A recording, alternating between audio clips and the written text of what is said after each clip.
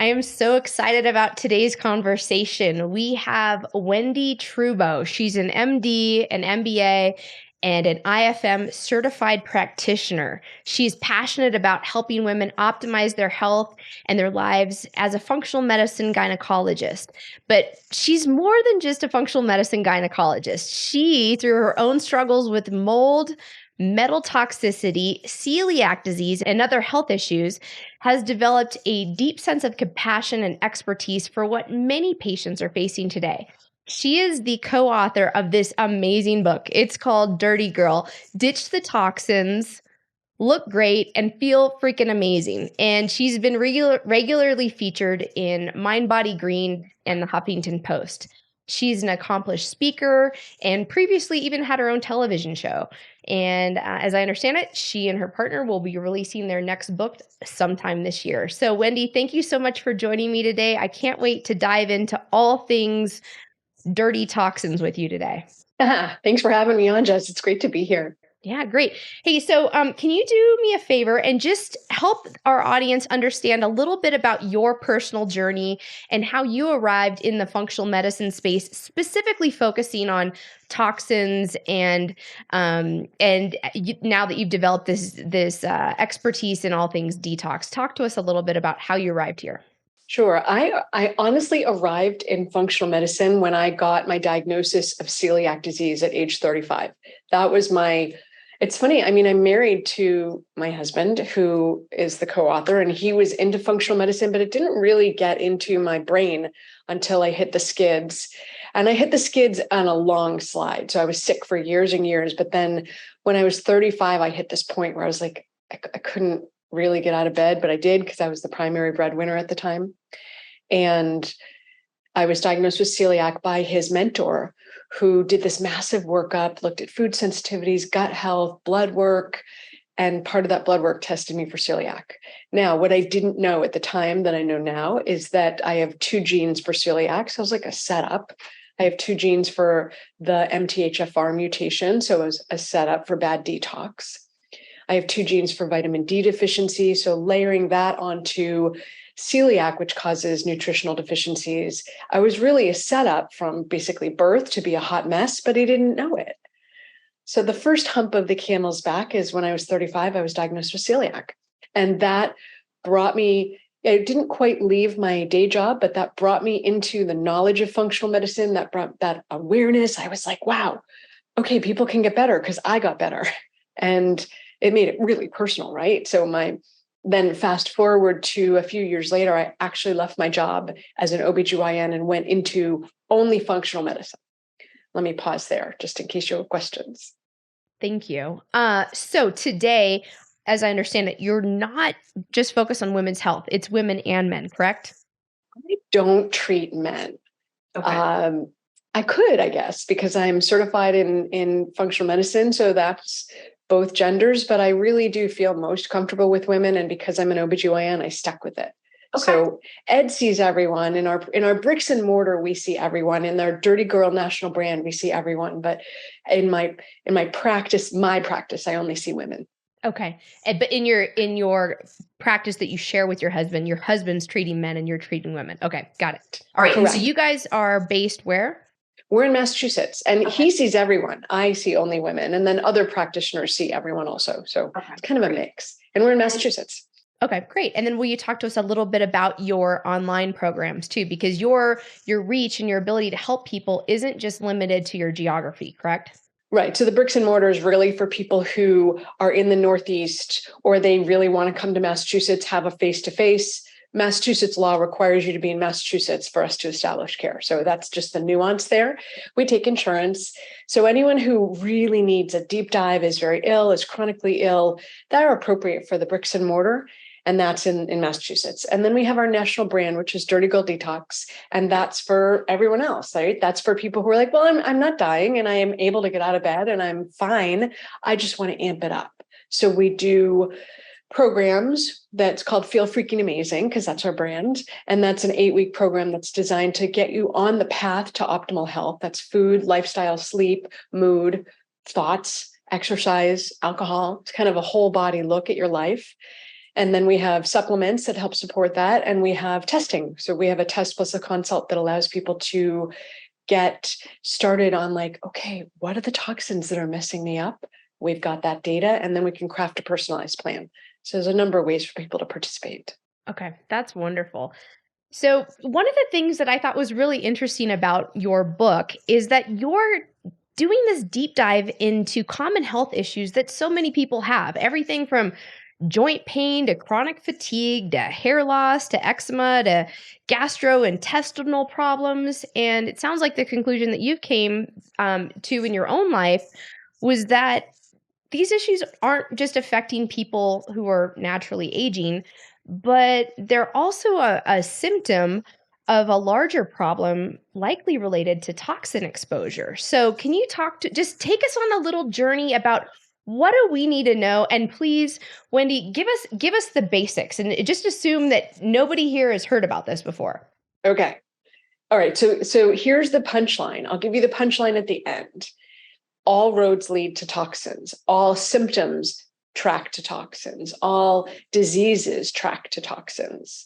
Let's just think about autoimmune disease. Autoimmune disease is where your body recognizes something that's coming at it as itself, and it makes a mistake, right? It's a coding error, except it has drastic consequences. So in the case of Hashimoto's, your thyroid starts to make antibodies against itself, and that can impair the function. It's autoimmune. But there's a ton of autoimmune diseases. And in 2012, so we're talking 11 years, worldwide, we spent 20 billion on autoimmune disease. In 2022, we spent 140 billion on autoimmune disease. Autoimmune disease is skyrocketing. I mean, it's ridiculous. Now, I haven't even gone into cardiometabolic, meaning cardiovascular, metabolic. I haven't gone into dementia, which is also skyrocketing in terms of its incidence and how much money we spend on it. So when you look at what's changed, the things that have changed are the quality of our food, the way we live, and the number of toxins we get exposed to. And the way to think about it is that when you look around your life, everything you touch and everything you sit on and everything you put on your body, unless it's specifically clean, meaning it's been tested and you know there is no plastic, phthalate, there's no heavy metal, there's no off-gassing, it's unlikely to be clean. It's dirty. And sure, maybe just this plastic around my microphone and my keyboard and my mouse wouldn't be a big deal. But when you layer it onto that, I sat in my vegan leather chair. By the way, I got to my office in my car. Cars have over 300 chemicals in them. And I put all these products on my face and my hair, and I got dressed in this dress, and the dress came from the dry cleaner. Mine did not, by the way, just for the record. I don't dry clean my clothes any longer, but these are all the ways that we get it. And then we eat food that's not organic and highly processed and artificial color and flavor. And by the way, we drank some alcohol because we were stressed and we didn't sleep enough and we're not moving enough. And you pile all of these things on, and every exposure doesn't act like an exposure. It acts like a best friend to the next exposure, and they synergize with each other. And our liver is responsible for getting rid of these toxins. And our liver's like, what are you doing to me? So when you take a step back, all roads of dishealth lead to toxins, but we get there through these twisty-turny ways. It's not like A to Z. It's like A to 3 to somewhere else, and then we wind up with symptoms. And when we have symptoms, it's already down the path, right? It's not like you're great when you have symptoms, but you can intervene at any point.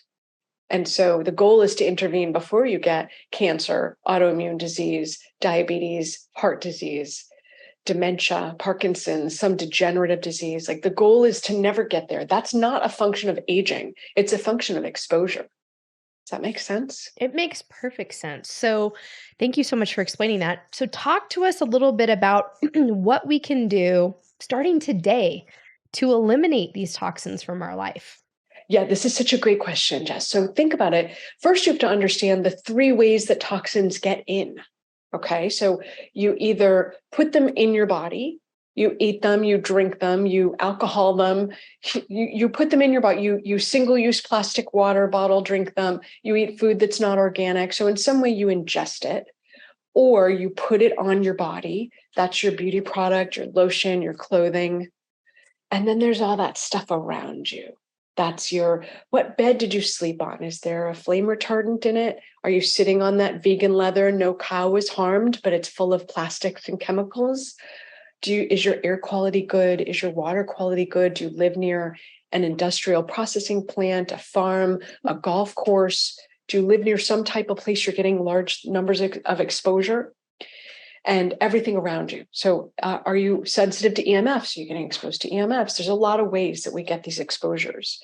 And so it's not only about minimizing the ways that these toxins get into us, it's then about maximizing our ability to excrete them.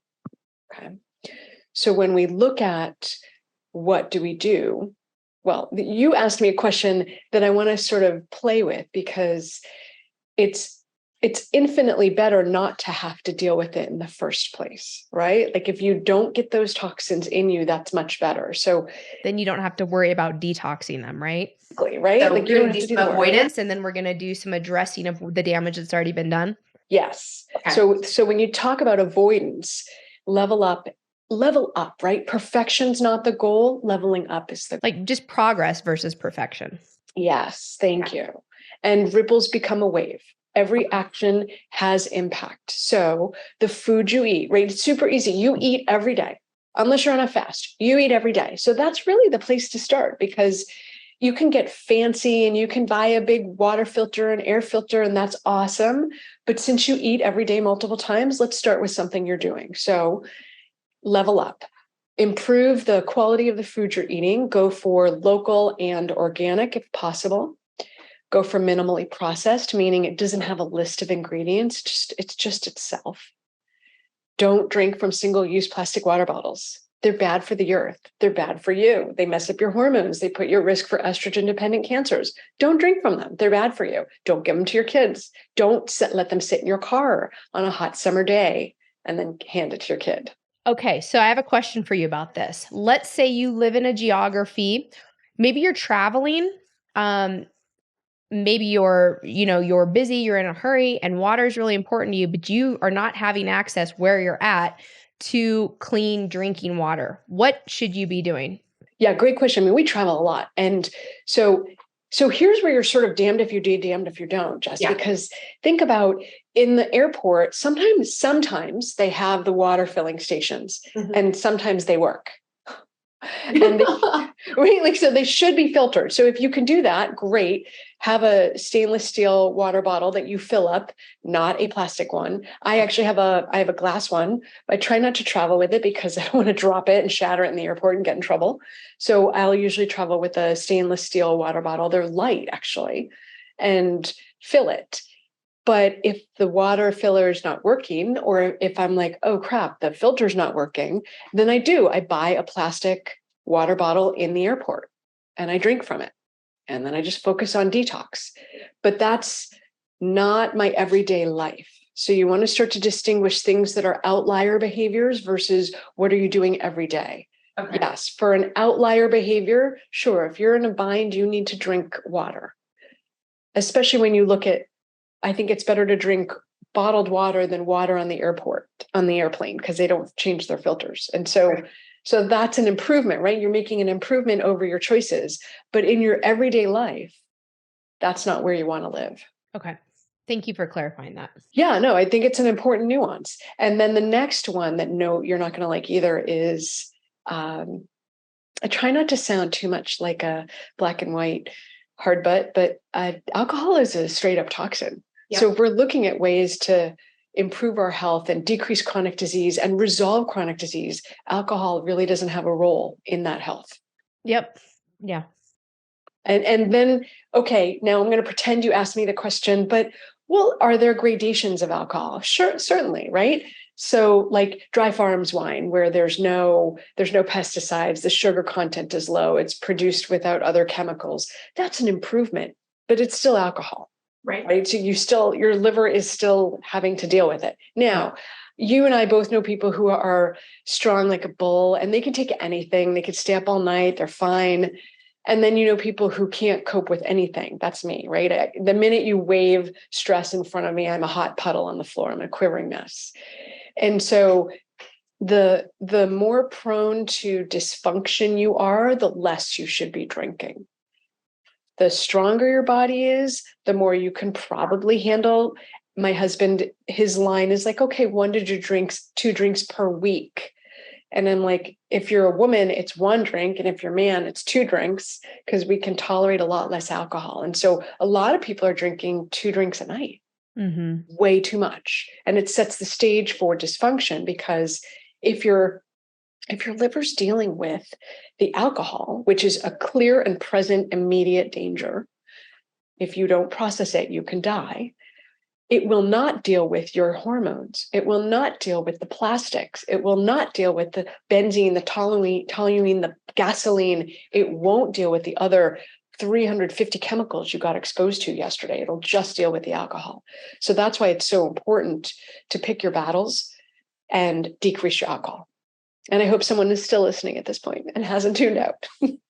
No, I think, you know what? Truth hurts. And we have to be able to acknowledge it in order to really heal our bodies. So I think that this is great information. And I'm really glad that you're bringing it up, because so many people utilize alcohol as a way to deal with, mitigate, address stress, or blow off steam.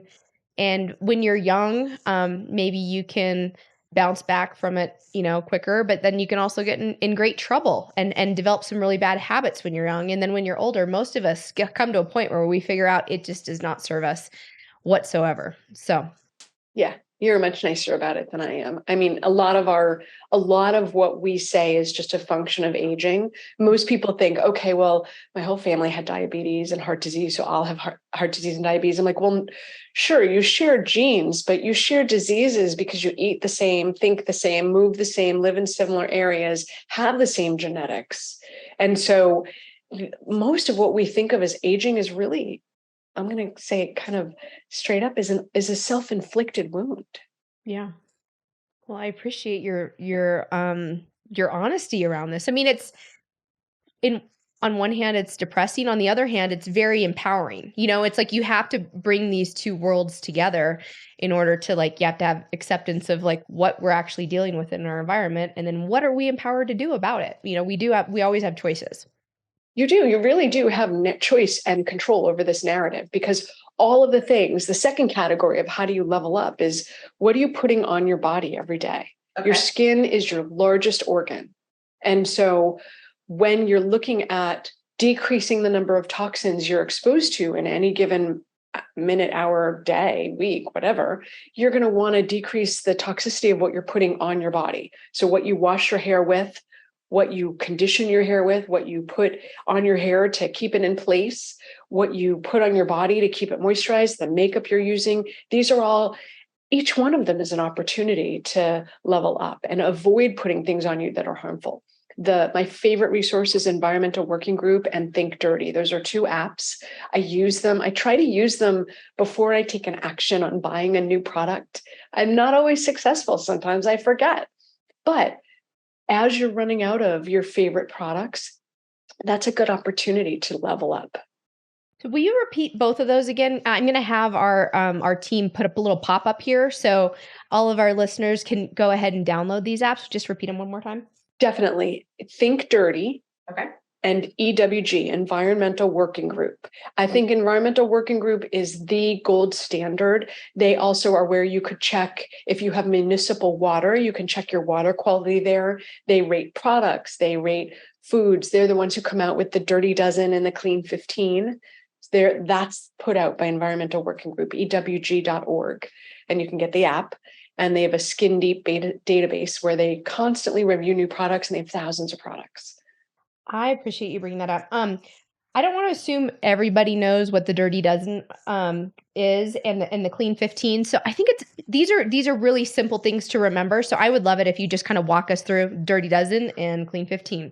So every year, the Environmental Working Group rates the dirtiest 12 foods that are fruits and vegetables that if you're going to look at buying organic, these are the ones you want to buy organic because they're the most contaminated. They frequently contain berries like strawberries, grapes, but it rotates every year depending on who gets the dubious pesticide award, right? Like this isn't a goal you want to be part of the dirty dozen. But Right. these are the 12 foods that you want to aim for organic. If you have a limited budget and you're not sure where to focus on those 12 foods. And then the clean 15 are foods that you say, okay, if my budget doesn't allow me to get 100% organic, these are 15 foods that you could reasonably safely get non-organic. Either there's a thick peel like bananas and avocados, you're peeling them. So these are foods that are typically easier to get non-organic if you can't afford to get them organic. If you can afford to get them organic, it's not an excuse to not buy organic because think of suppliers. It's if you've heard of the supply and demand, if there's no demand for the product, people will not produce it. So if you consistently buy organic, the growers will get the message that, oh, people prize organic, and they will get more people making organic food. That will bring the cost down because there's more supply. So it sounds like you recommend if you can't afford it, do it. Even if you have the choice between, and I'll use lemons as an example because I've had the thought in my head, and please correct me if I'm wrong, and I kind of feel like you are correcting me without me even telling you what I'm about to tell you. But I've had the thought in my head for years that if it has a skin on it that I'm going to eat, I should absolutely make sure that that's organic, like an apple. You mentioned grapes. I love blackberries. So I would not consume these things unless they're organic and I've washed them because I'm going to eat the skin. However, I enjoy lemon water every single morning. And sometimes I choose the conventional lemons over the organic because they might not look so great. Like they might be at the end of their useful life and I want enough for the week. And so I'll buy the conventional. But what I'm hearing you say is that I can be a positive contributor to giving communication back to the growers, to the farmers, and to the industry at large when I specifically 9 times out of 10 choose organic no matter what, regardless of whether or not I have both choices or just one. Yeah, and I am definitely someone who's rigid, and I try to guard against that. Like I'm pretty like a black or white human. And having said that, what I would say is it's all about doing the best with the information options budget that you have. So if you're in a place where you go, okay, I have my non-organic lemons. And here, Jessica, here's what's really interesting. If you're doing it every day, that's an argument for going organic. Yeah. Because you're doing it every day. If you eat lemons once a week, then sure. I mean, we're really not talking about an impactful behavior, right? So try to pick your battles, but something you're going to do every day is worth doing organic, and something you're going to do infrequently, depending on the exposure, might be worth doing organic because you're like, oh, I'm not doing it that often. I might as well spend the money.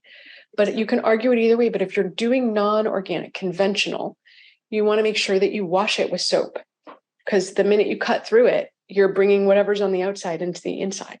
Mm-hmm. And if you're going to, for example, use the lemon zest, you want to make sure that's an organic lemon because you're now eating the rind. So if you're going to eat the rind, make it organic.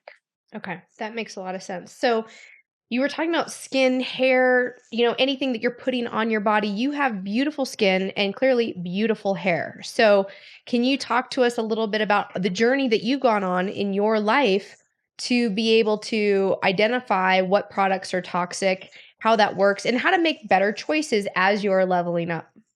I've done this the hard way, so you don't have to, honestly. And thank you for that compliment.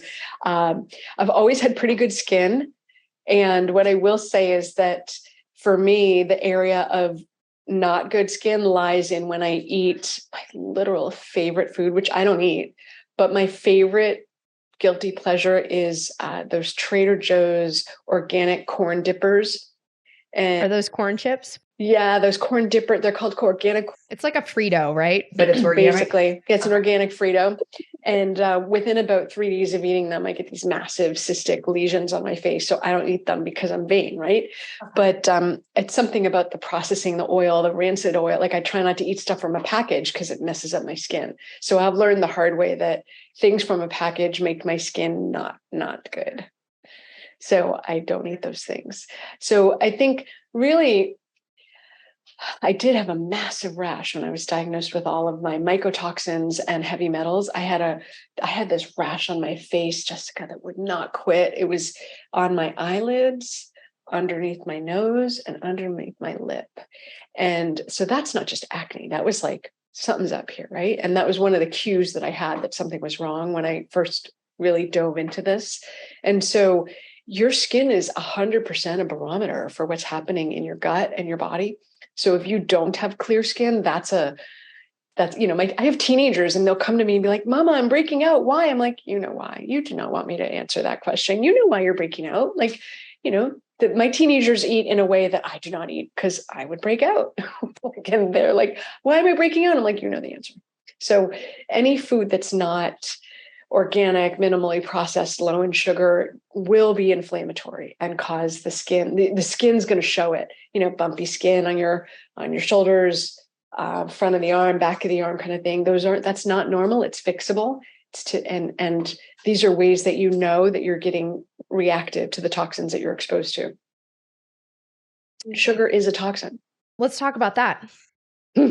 Are we sure? We're literally like, these are all of your favorite things, right? Sugar, alcohol. We haven't talked about stress, but food. So sugar is intrinsically inflammatory and it's not your friend. And you have to process it. When you say that, do you differentiate between natural sugars and processed sugar or raw sugar? Like when you say sugar, are you talking about what's in a watermelon or what's in a Coca-Cola? Yeah, that's such a great question. So let's talk about all of it. So let's first talk about added sugars. Okay. So Coca-Cola. I'm sure I'm going to hear Coca-Cola plant is like right across the street from me. And I always am like, oh, hi, I'm not visiting you. Added sugars. Coca-Cola, can of Coca-Cola, I believe, has 39 grams of sugar in it. And the RDA, the recommended daily allowance for sugar, is 40 grams. So if you drink a can of soda, you're it. Like you've reached it, right? But that doesn't leave any room for the natural, non-added sugars. You've essentially used up your chit in a Coke, which to me doesn't really seem worth it. Now, when you're drinking that, you're also getting artificial colors, artificial flavors, preservatives. So you're not just getting the sugar. So you're getting a whole host of things that really don't belong in your body and your liver has to process. Okay, so I would say that's probably I'm a pretty straight up, don't drink your calories kind of human. I do put electrolytes in my water. It's 25 calories. It's derived from coconut. It's natural, right? It's like, we're not talking about fake. It's you can actually trace the source of what it is. So that 25 calories doesn't bother me in the course of like my 1,500 calorie day. But then let's take the next cut of it. Cake, candy, cookie, bread, pasta, processed food. Because it's processed, it converts very quickly and easily into sugar. So anything or has high levels of sugar in it in order to make it fluffy or tasty or dessert-like. So these are also areas you want to be really careful of. In like the 1820s, people ate the amount of sugar in a year that we eat in a day. That is so wild. I know. That's like the crazy, creepy fun fact. So people used to eat 40 grams of sugar in a year. Wow. And we eat 40 grams of sugar in a day. Those Dunkin' Donuts. Do you guys have Dunkies out west? We do. Yeah. Okay. So Dunkin' Donuts, those frozen things, it's like a frappuccino sort of. It's like their version of a coffee drink. They have a whole bunch of cool drinks and they're frozen and they're sweet and they have like 100 grams of sugar in them. Wow. I know. So these are, and it's invisible, right? We're just like, oh, I'm just getting a drink. I'm just getting a coffee drink. It's fine. Well, it's just, I only do it once a week. And I'm at the airport. It's okay. I need a treat. Yeah. It's the things we tell ourselves. So these things are pretty insidiously nasty. We just don't recognize how bad it is for us. And they're like, why don't we feel well? There's a lot going into that. So Yes, when I say sugar, I'm talking about those things. I'm also talking about, for example, I have this patient I love. She's 80 years old. Okay. So she's made it, right? Like she's made it to 3/4 or 80% of the way. Mm-hmm. And she's hale and hearty and she's with it.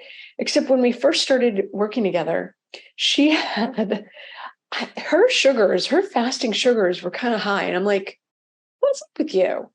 We kind of drill into it. And she was eating 10 pounds of mandarins every day. What? I know. I was like, what? That's what I said to her. I was like, you're eating 10 pounds of mandarins a day? Like they come in 5-pound bags. So you're eating 2 bags a day? She's like, yes. That is amazing. Yeah. And I was like, okay, so let's drill into this. Let's look at this. Basically a piece of fruit, a good sized piece, an apple is like 24 grams of sugar. A banana, similar. An orange, similar. 2 mandarins is about 25 grams of sugar. And there's like 15 to 20 in a bag, and you're eating 2 bags. So let's just, for ease of math, say you're eating 30, and there's 20 grams of sugar for every 2. So you're eating like 300 grams of sugar, basically, in a day. I know where this is going. So you asked if I was talking about sugar from fruit, and I am and I'm not. So it really comes down to how much are you eating and drinking.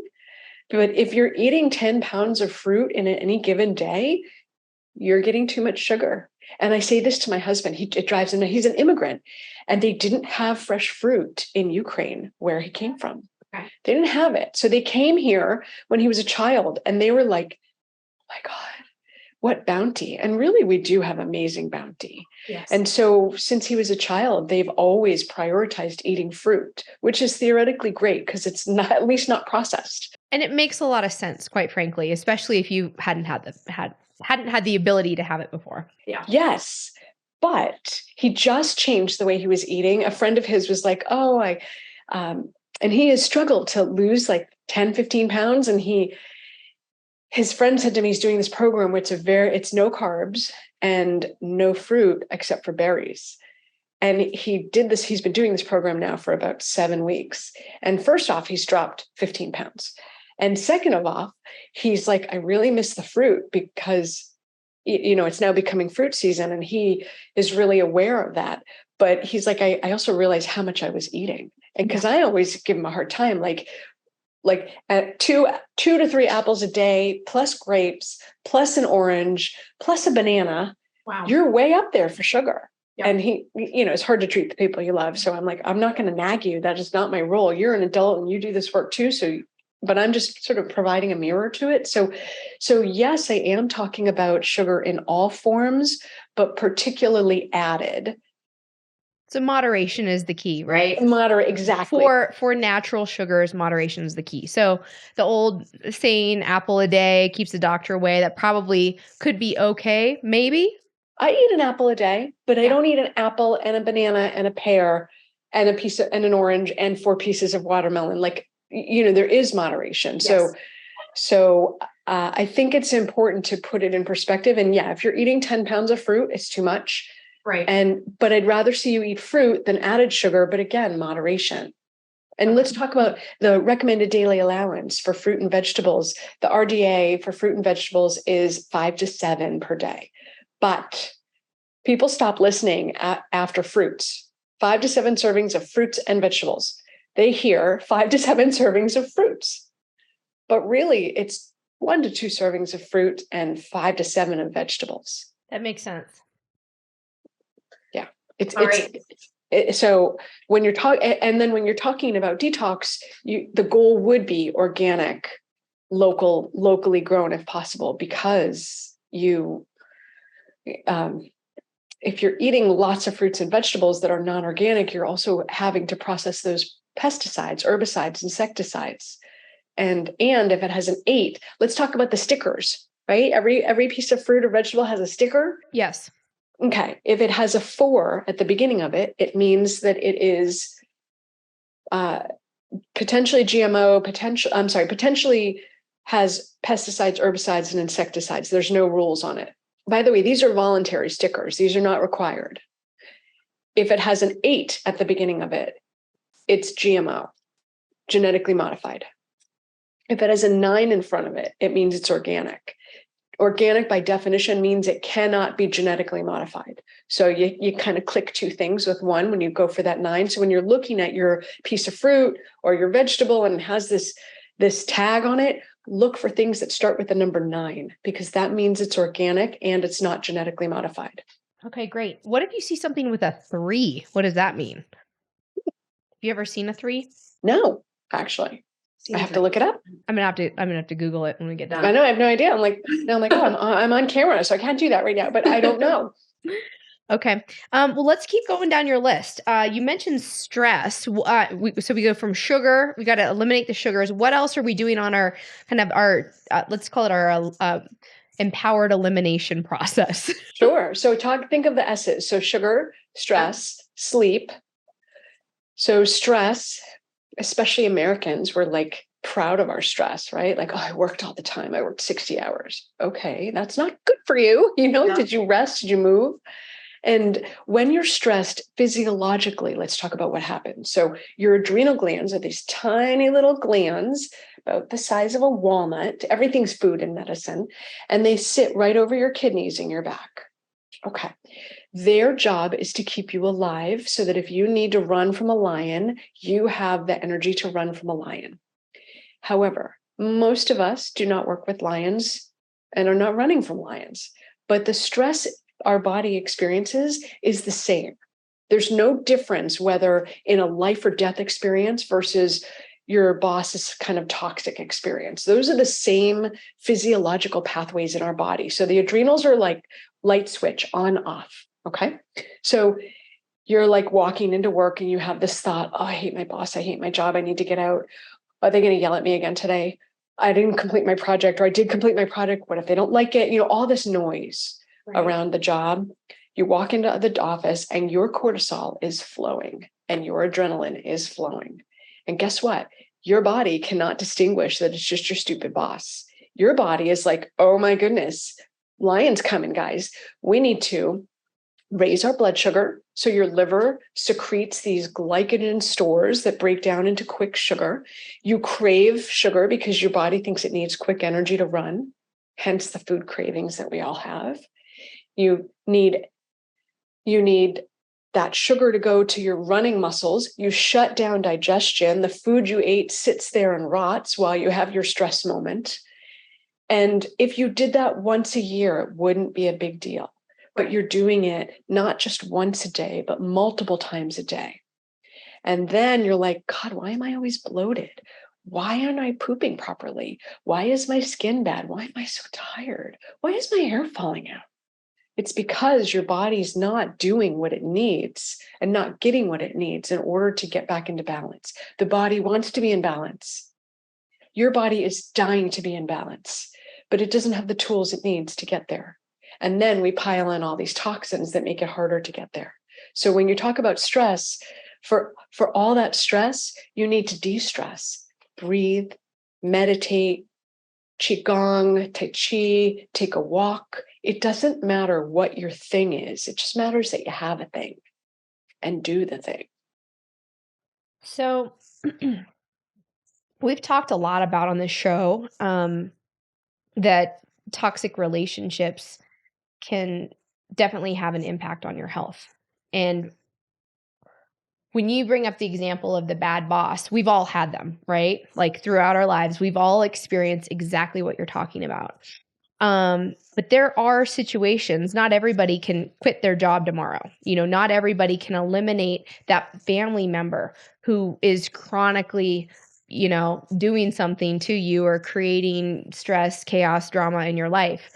So when you're talking about, what I'm hearing you say is when you can, remove yourself from these toxic situations as you can. But like you said before, it's also about making the best choice in the moment with the decision, with the resources, information, and knowledge that you have. And you might not be in a position where you can walk away permanently from that person or that situation right now today. It might take you some time. So as you're talking about finding your thing to de-stress and to calm yourself down on a daily basis, are you recommending a daily practice to deal with stress? Is that what the remedy would be here?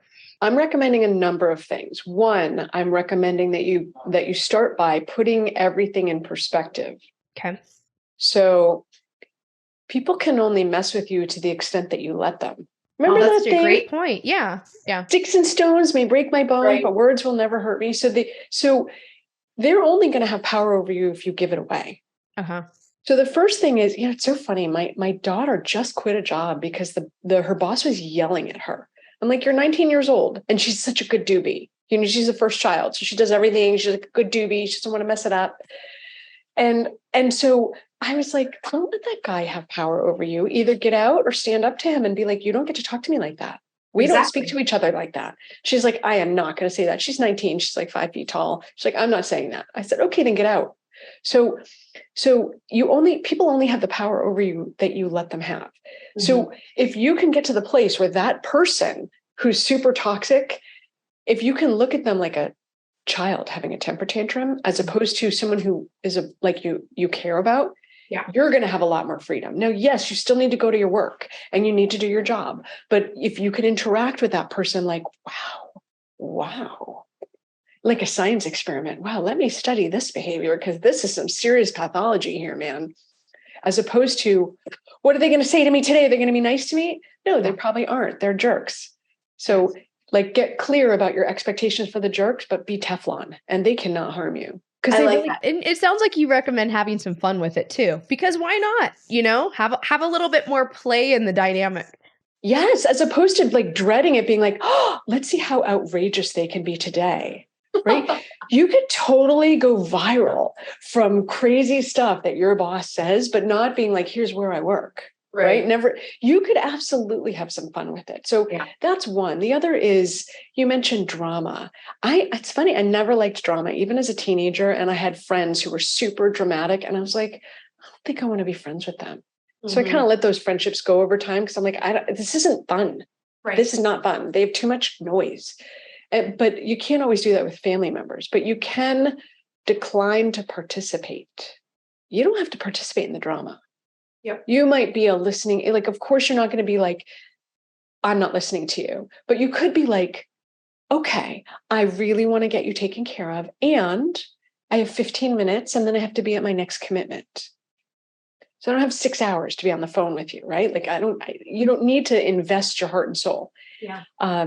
And ultimately, people need to make their own choices, whether they're going to be drama or not.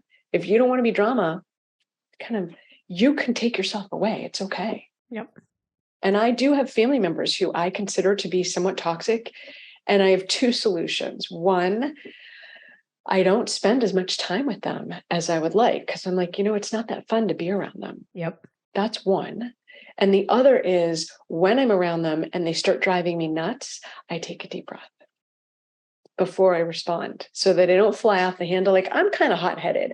So I take a deep breath and I start to think of it like, how can I respond in a way that's going to move things forward and not destroy the relationship and also not disempower me? So it'll be things like, thank you so much for suggesting that. Let me think about it. Mm-hmm. I have not promised you anything. You're acknowledged, if I'm like, oh, thank you so much. Okay. Yeah, let me sit with that. I'm going to have to circle back. You're going to have to practice these things in the mirror so you don't sound like a complete and utter jerk. But practice in the mirror and get your muscle memory ready for when your friends, relatives, family members come out with something that's completely off kilter, to be like, wow, that's just amazing. That's amazing. You have some really cool thought patterns. I'm not quite prepared to respond, so let me sit with it and we can pick this up next time. Now, I meant to ask you about dinner. Change the subject, right? Mm-hmm. So toxic people are extremely toxic to us if you let them. Don't let them. How do we get on that? Okay. Well, we're sugar, stress, sleep. We're going to sleep now. Okay. So sleep. Yep. Another thing, we're chronically underslept, and we're proud of it. We're like, oh, I have 5 hours. I'm good. I'm like, no, you are not good. You are aging. Of course we want to age. The alternative is worse, but we want to age well. We want to be vital, vibrant, healthy, able and interested in intimacy till we're at least 100. And not sleeping enough is a direct risk for not making it there. So most of us, particularly women, need more sleep than we think. Women tend to need more sleep than men. And so 7 hours in bed is not 7 hours asleep. It's in bed, right? So you're probably getting about 6 hours of sleep, 6.25, 6.5 if you're super efficient. But most of us do spend time awake at night, and that's normal. So we typically need 8 hours in bed to get 7 hours of sleep. I have learned that I'm happiest when I get 9.5 to 10.5 hours in bed. Who knew? I'm an OBGYN. I never would have picked that specialty if I knew I needed more sleep, right? Like I didn't know. Yeah. But we do need more sleep. And when you sleep, the cells in your body shrink.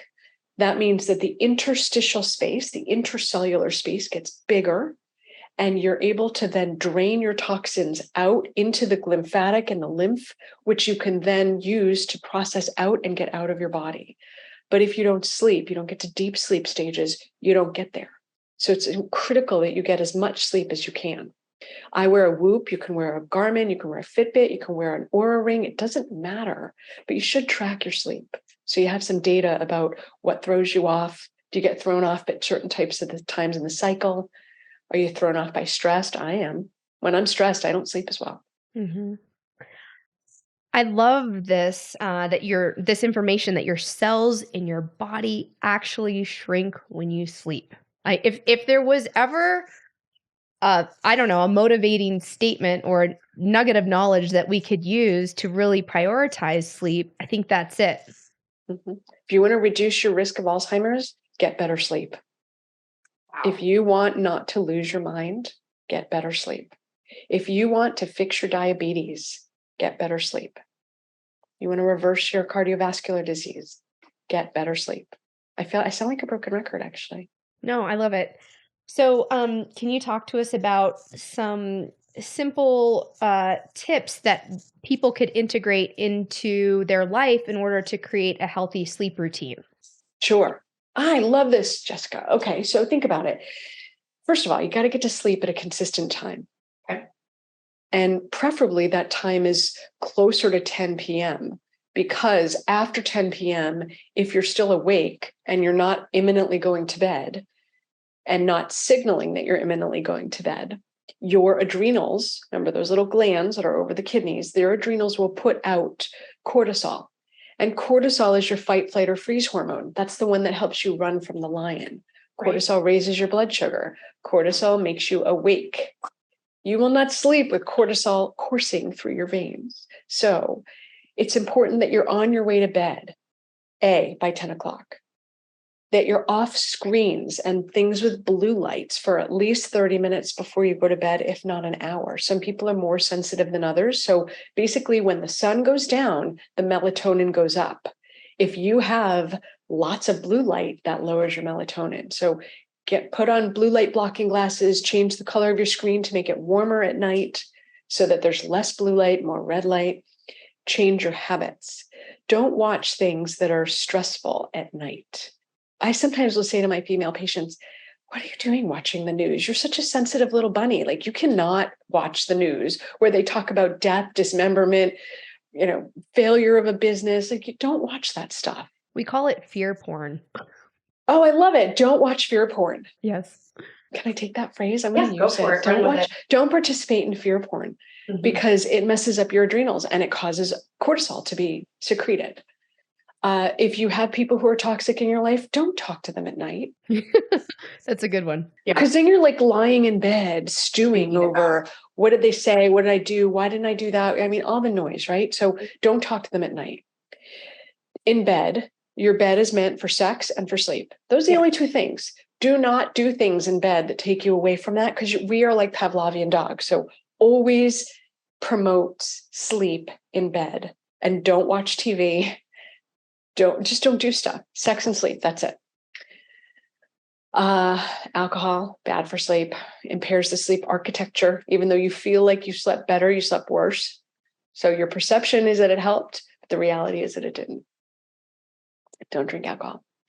I feel like a PSA. Don't do that. Don't do it. And then depending on how you do, some people do well with exercising at night. Some people don't. Some people do well with detox stuff at night. You should actually take detox supplements at night. I know we haven't talked really that much about detox, but if you're actively detoxing because your body's so primed to detox at night, it's a good time to take a lot of these supplements. Perfect.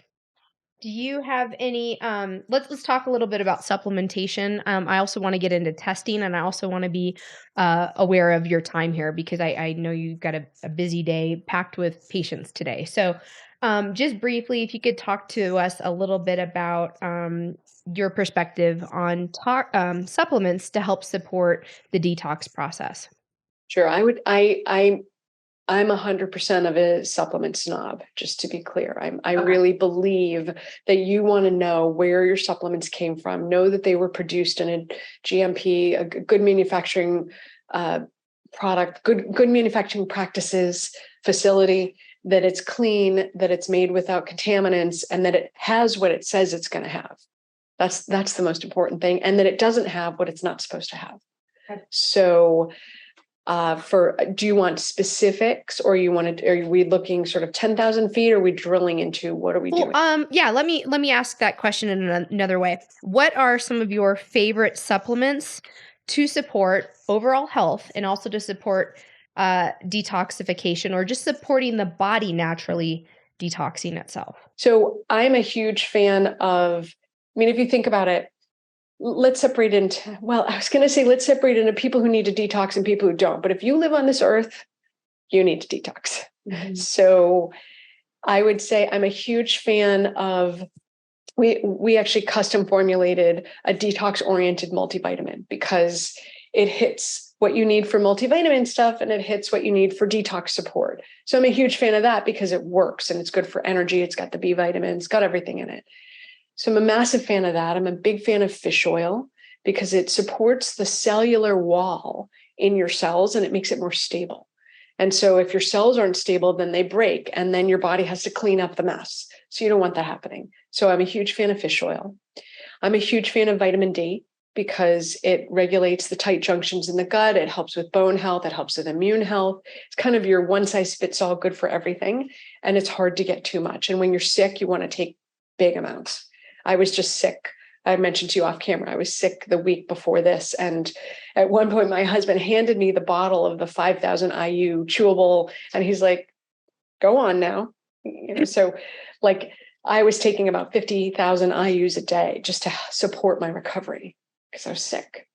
And then let's drill into a little more about detox. I'm a huge fan of N-acetylcysteine. I'm a huge fan of the propylman and konjac fiber because think of it like a broom for your gut. It's cleaning, it's binding, it's getting rid of all the things you don't want there. I'm a huge fan of chlorella and spirulina because these are all, what's nice about them is they're gentle. These are ongoing detox. Certainly we want to talk about testing, and I'm a huge fan of test, don't guess, because you want to know like what should you be treating here. But these things are all things that you can take whether or not you know what you have, right? You're not going to harm yourself taking chlorella. Yeah, it's good to take.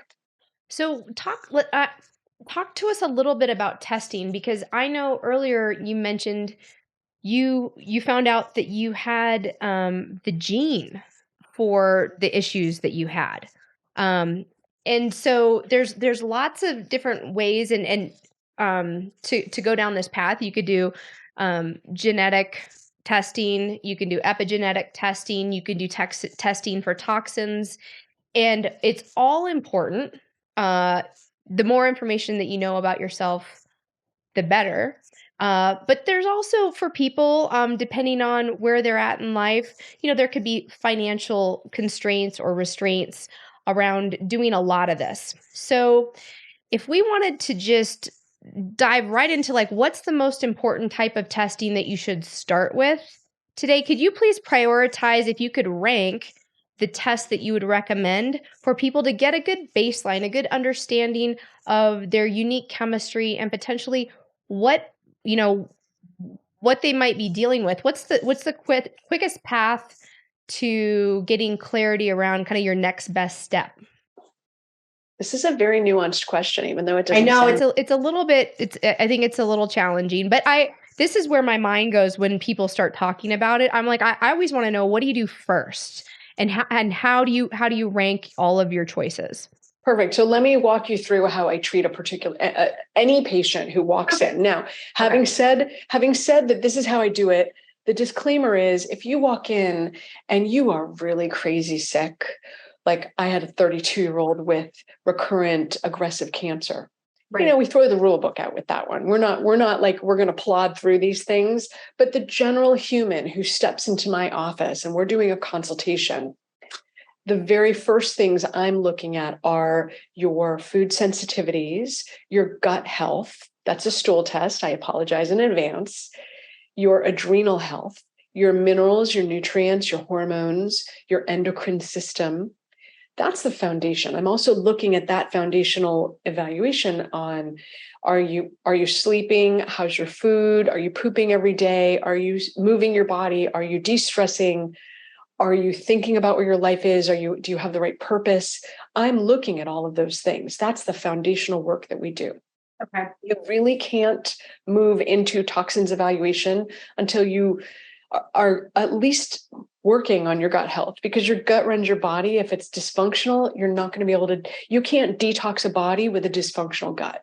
So you really need to deal with the gut. This makes a lot of sense to me, especially because at the top of our conversation, you were talking specifically about like, what's the number one most important thing that you can do for detox? And that was address your food, since you're eating it every day. So that makes a lot of sense to me, to get clarity around food sensitivities and get control of your gut health and make sure that your microbiome is healthy and thriving. Okay. So that's the good foundation. I really appreciate that. Okay. It'll serve you well. And now here's the rub. If you have high levels of mycotoxins and environmental toxins and heavy metals, you will have an irritable gut. So you're like, oh, I'm doing everything right, and I'm just so sensitive and irritable. Well, yeah, we got to deal with the toxins.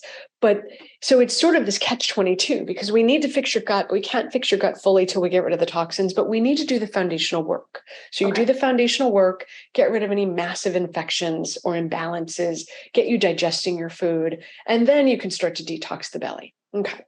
So once you've done the foundational work, then we get to the good stuff, because I think it's so interesting to watch how people transform when you get their toxins managed.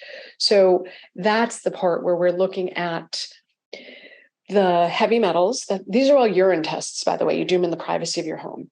Heavy metals, environmental toxins like plastic, styrene, pesticides, mycotoxins. These are the toxins that mold puts out when it's in your body. Very creepy. And then herbicides, insecticides, pesticides. I don't do a lot of genetic testing on people unless they really need it, really want to understand or drill into something in particular. But this is the place where I would add that in. And I'm a huge fan of doing a retail kit, meaning you're not going through your insurance and having genetic testing done. A, it's not covered. And B, you're now liable to be discriminated against based on what they find. Exactly. Yeah. I'm a huge fan of your data is your data, and it's really not something to like figure out. If you go for life insurance, they're going to say, what tests have you had done? Well, you might not want them knowing something about your risk of cardiovascular disease or your risk for autoimmune disease. Like, let's keep that private. So pay out of pocket basically is invest in yourself, invest in your own health, be an advocate for your own health and medical privacy. And don't shy away. I hear you saying don't shy away from these tests that aren't covered by insurance, because that's probably a good thing. Yeah, and they're cheaper if you go out of pocket. They're anywhere from like $200. There's always sales. I think I did it for $99 a person, and I have 4 kids, so I was waiting for a sale. I wasn't like, yeah, let's just do it. So we did it on all the kids, and then finally, I'm like saying to my husband, like, you are not my kid, but you're going to do this too. I bought you a kit. Yeah. So we all did it.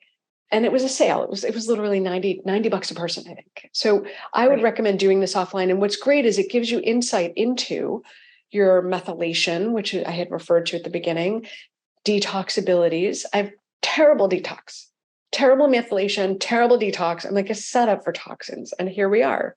I had lots of toxins. So I'm a huge fan of doing it, but doing it off on their own. So when you go back to the toxins testing, you can do some of this. Like we have the test plus consult that you can do. So that'll give you insight into the environmental toxins. But in order to really do a deep dive, this is where you're probably going to want to work with a functional medicine provider, because it's just too extensive. Otherwise, it's there. We will not do a provoked heavy metals test on someone who's not a patient, because you're giving them a medicine. So this is where it transitions a little sticky. You probably want to work with a provider. Yeah, that makes a lot of sense. So I could spend the rest of today talking to you. I am just so appreciative of our conversation and all of the wonderful, helpful tips and tricks that you're sharing with our audience. So thank you very much. Like I said before, I want to be respectful of your time. So, Wendie, can you please tell our audience where they can find you? I'm going to go ahead and we'll have our team pop up all of your links here, but let's talk about all the great places that you are, because they can buy your book. They can find you on social media. They can go to your website. Just let's run through the list of how do we work with Wendie? Sure. So if you're looking for an in-person medical relationship at the bricks and mortar, that's fivejourneys.com. That's the brick and mortar. We take insurance, we have a membership model, and we do only functional medicine. So that's that.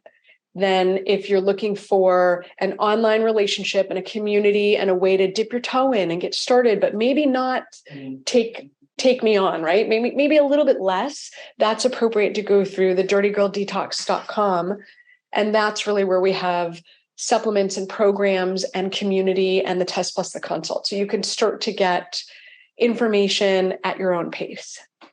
I, of course, get the book. The best place is Amazon, especially if you have free shipping. And then I'm on Instagram and Facebook at Wendie Trubow, MD. Okay, great. So for those of you out there, Wendie is Wendie, and it's Trubow, Trubow. This is a phenomenal book. I highly recommend it if today's conversation has been at all of interest to you. There's tons of amazing stories, success stories of people who have experienced great relief with Wendie's recommendations for detoxing for a healthy lifestyle. So, Wendie, I hope you will come back and join us again, because I want to do another deep dive into all of the information that you have shared in this book and through all your teachings about environmental toxins, neurodegenerative diseases, and how they're all interconnected. So I'd love to invite you back to do a part 2 of our interview. But thank you so much for your time today. This has just been fascinating. My last question for you, Wendie, is if you have any words of wisdom or advice, or even words of encouragement that you might like to share with our audience, for the folks out there that are suffering with fatigue, chronic illness, or anything that they haven't been able to figure out quite yet. Yeah, I do actually. And my comment is, or my word of encouragement is, you are meant to be vital, vibrant, healthy, able, and interested in intimacy till you're at least 100. And every decade should get better than the one before. And if you're not on that path, it's fixable. It's fixable. Don't take aging as the answer. Don't take this is my family history as the answer. Reject that common wisdom, because you really are meant to grow and develop every decade. So get better now. It's possible. Work with someone. You can get there. That is beautiful. Thank you so much, Wendie. We'll talk to you soon. Thank you. Thank you.